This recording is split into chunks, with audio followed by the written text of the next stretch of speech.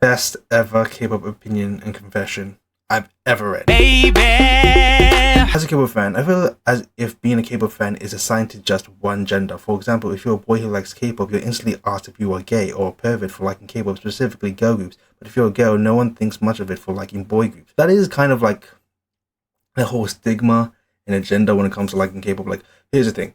As a guy that loves K-pop, watches, listens, and does everything with K-pop, I do tend to get comments being like, oh, you're just in it to look at hot women, hot girls, those girls are so much younger than you. It's like, no, I've been liking K-pop since I was 9 years old, since 2010, Chinese Lucifer, and I always loved K-pop. I've always loved it, and like I just love the performance, the music, the song, the feel of it. And I performed to K-pop songs during my high school days. I am not gonna be just releasing any of that footage, not at all. But I just like K-pop because it's fun to listen to, and it's fun to talk about, and it's interesting to talk about, at least. And there's a lot to talk about, and a lot of people now want to hear my opinions and stuff, and I appreciate that. So thank you all for listening to me, for listening to my nonsense. In my opinion, I hate when fans say a song isn't good but keep streaming it. For example, Cat's Eye's Gnarly, they're not K-pop. Everyone said it was so bad, yet it's one of Cat's Eye's top 3 most streamed songs on Spotify and went viral. My thing is, if you didn't like the song, stop streaming it. Same goes for people who make content on idols they hate. If you don't like them, why do you make content on them and watching their every move? Exactly. Why are you acting like a fan when you say you hate them? Like, here's the thing. I don't like Cat's Eye's Gnarly still. I'm being completely honest there. But yeah, I don't like it, and I didn't stream the song at all on Spotify. Besides, me listening to it just to see what it's like. But no, I just didn't like it, so I didn't play it anymore. And yeah, if I don't like a song, I'm not going to listen to it. If I don't like a group, I'm not going to stand them. That's just how it is. But the fact that you put an active intent and action into hating an idol just kind of shows that you think that those idols are worth your time and worth your effort.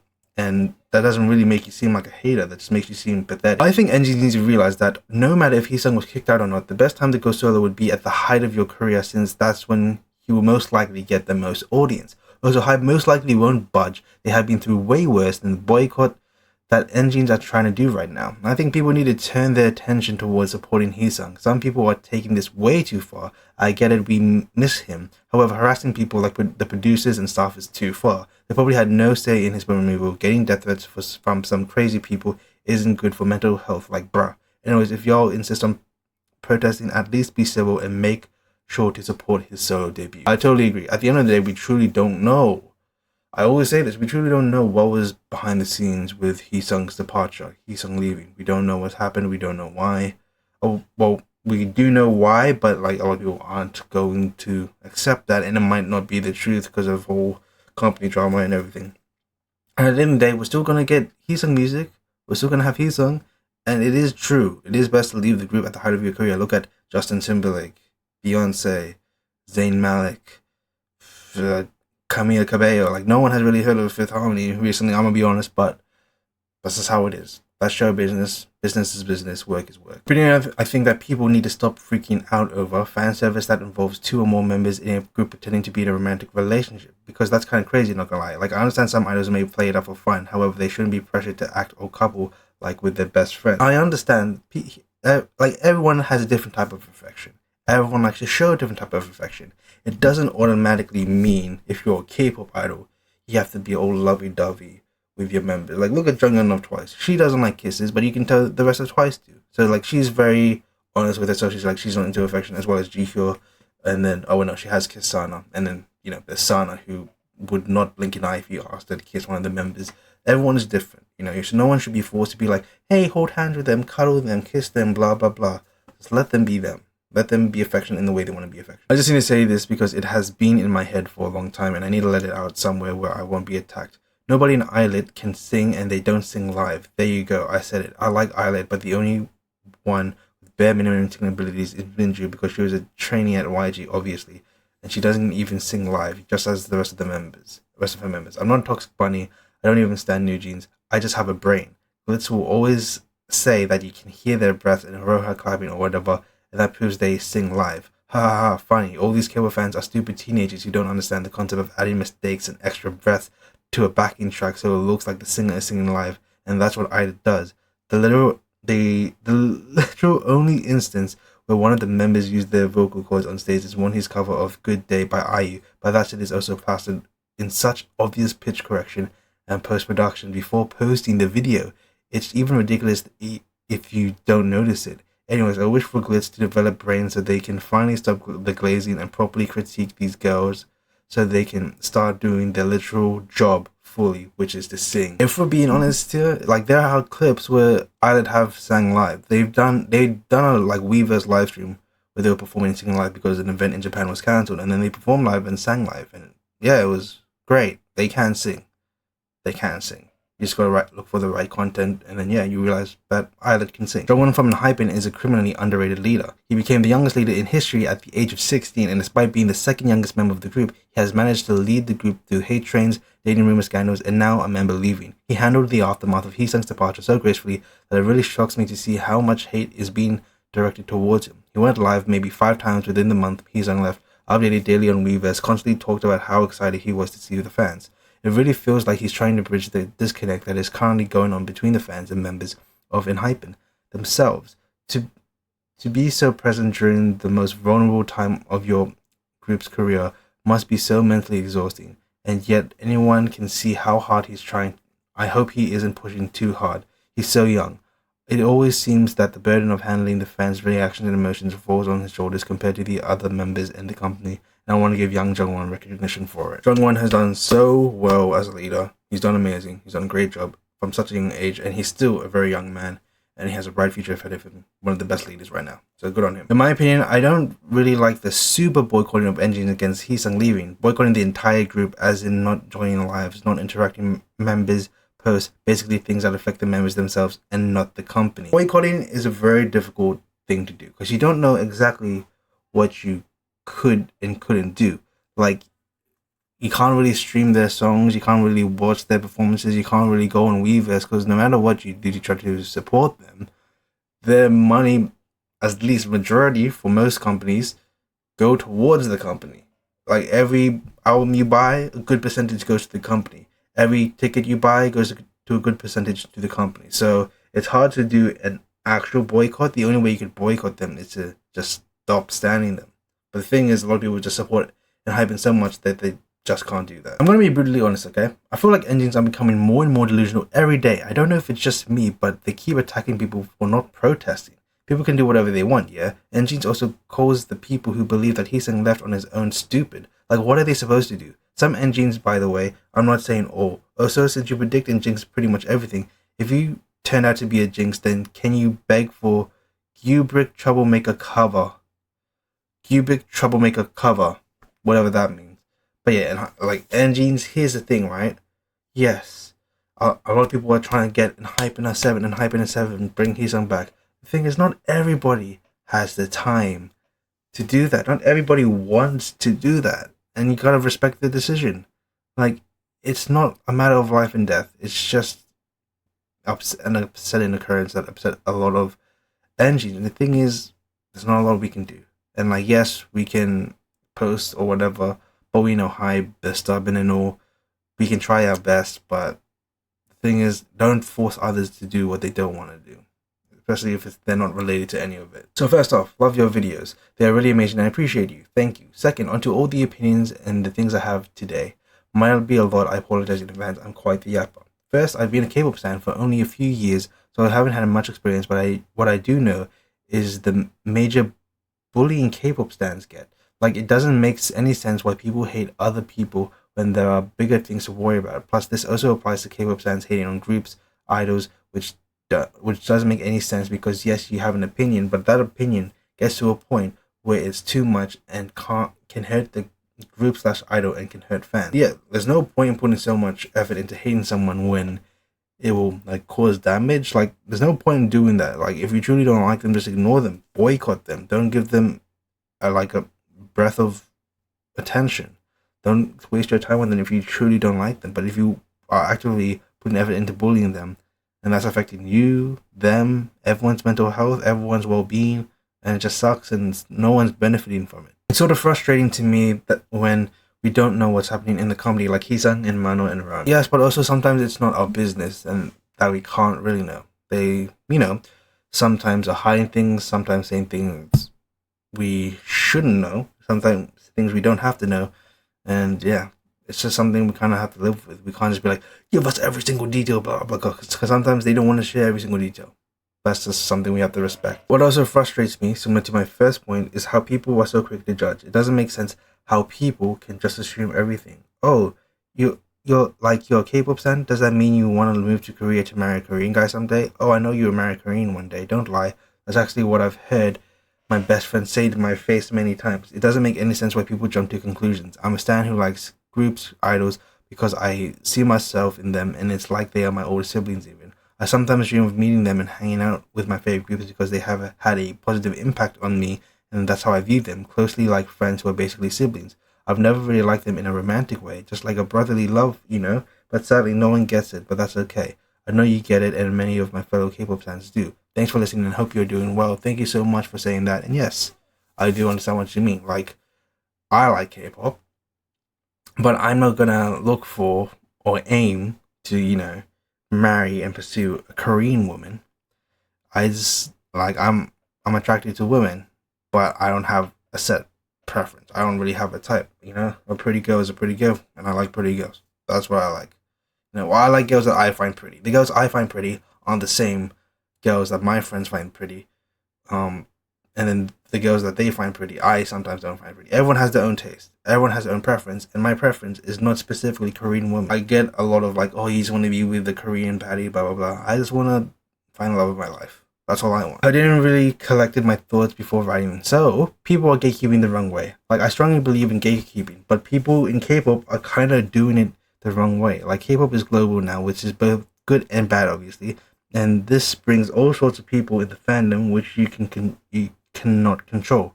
What you can control is who you choose to give attention. Like, stop giving people attention who use K-pop for views.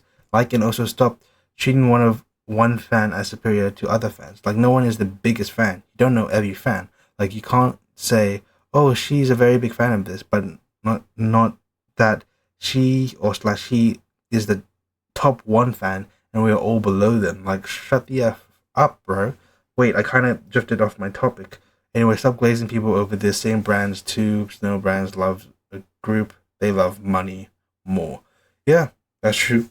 A lot of companies like to use K-pop groups to promote their stuff, to promote their product, and a lot of influencers use K-pop to get a spike of popularity or like just some views. And that has been an occurrence.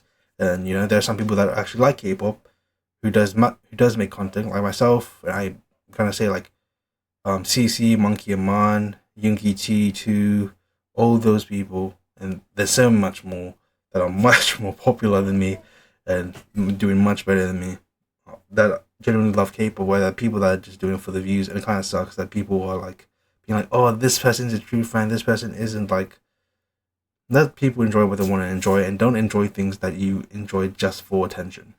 Enjoy what you want to enjoy, actually. 99% Blackpink and BTS collab isn't going to happen. Like, be realistic for a sec. I know it's forbidden, but still. YG has given 2BH given up on Blackpink. Like, to be honest, understandable.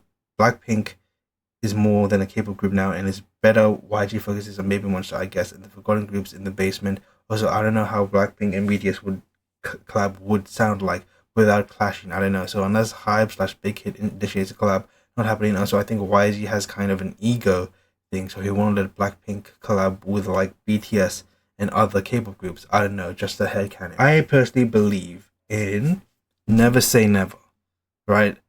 There is somewhat of a chance that BTS and Blackpink could collab in some way, shape, or form in a song, and it would be great.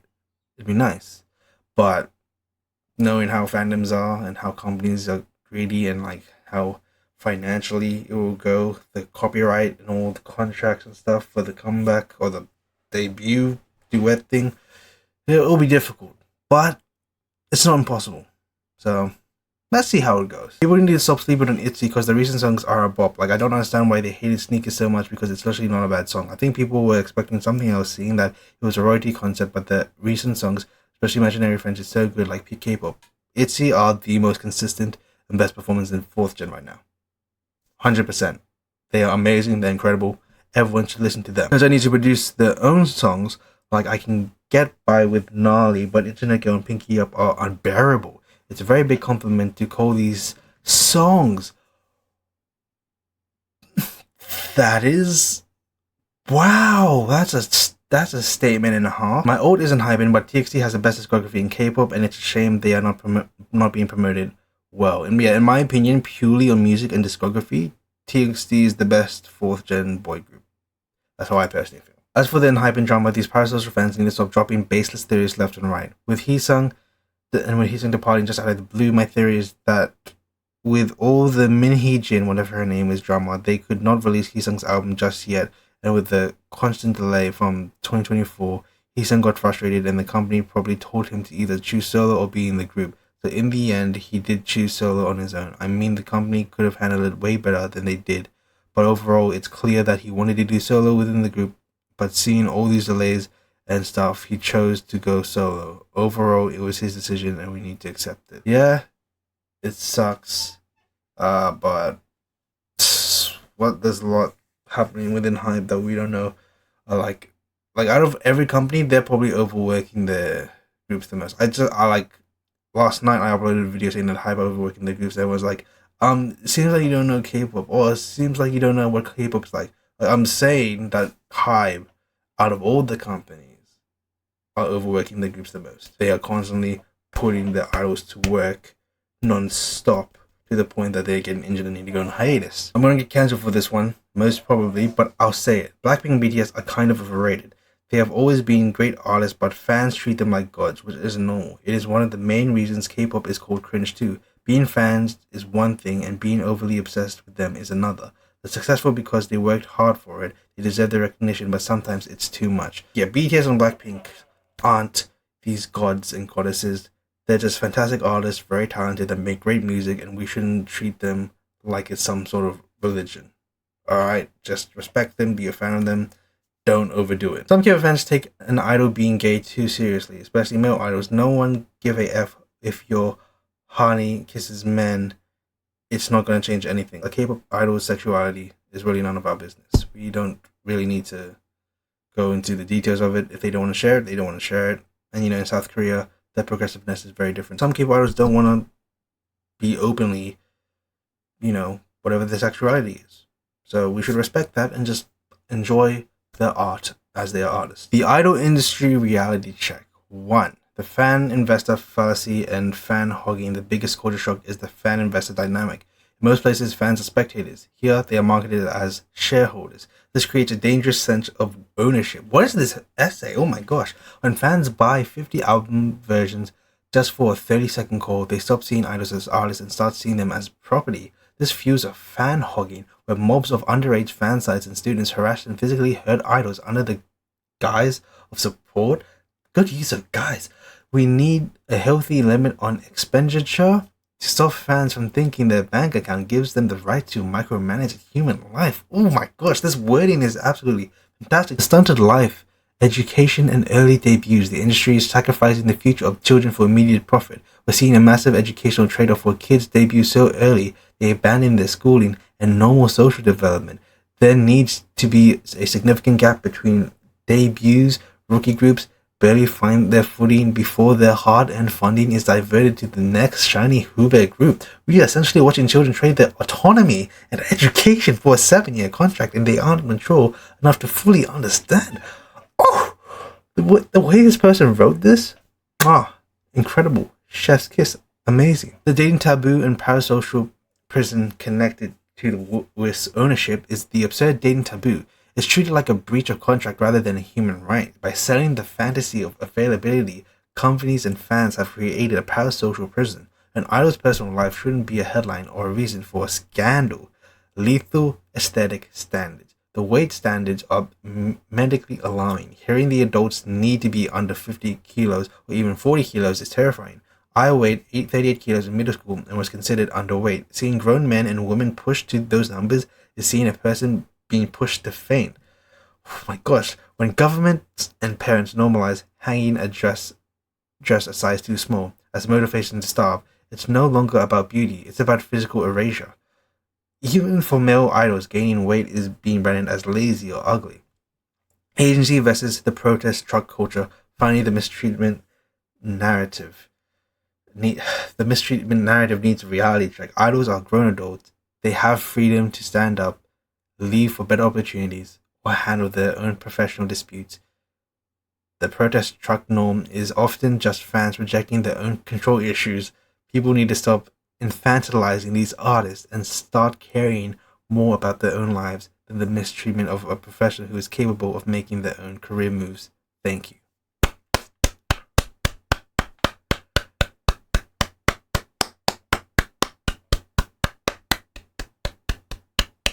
Best ever K-pop opinion and confession I've ever read.